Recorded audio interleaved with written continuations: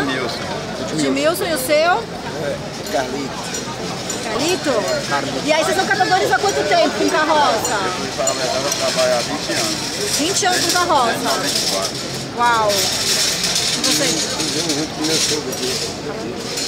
Eu venho junto com meu sogro aqui para poder ajudar Não, ele. ele veio dar uma passeada. Dar uma passeada aqui. Tá, na verdade, ele foi a carroça para mim, eu estou com problema no joelho.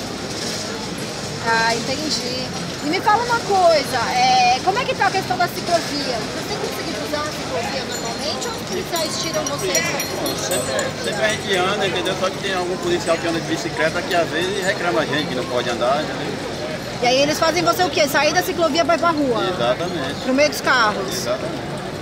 E pra vocês seria o quê? Seria muito melhor usar... A rodovia. A rodovia que é melhor para poder Facilita mais, não empata o pessoal. não empatar ele, nem empata a gente, né? Usar o vermelho ali. Usar os vermelhos ali, né? Aí não empata ele, nem empata a gente, né?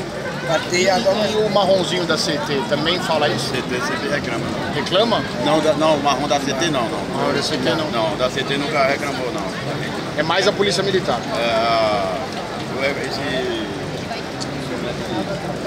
Esse que anda aí da De bike. esse bike, entendeu? Esse que fica da farda marrom. Então eles Marrom, falam, o que, marrom que eles não, falam a pra farda vocês? azul. O que, que eles falam pra vocês? Ele fala que não pode andar na bike, que é ciclista. É ciclista e ele que empata eles passar de bicicleta, né? Mas só que nós podemos dizer, Na verdade, a gente passa de boa, vão passando. Nem empata ele, nem a gente.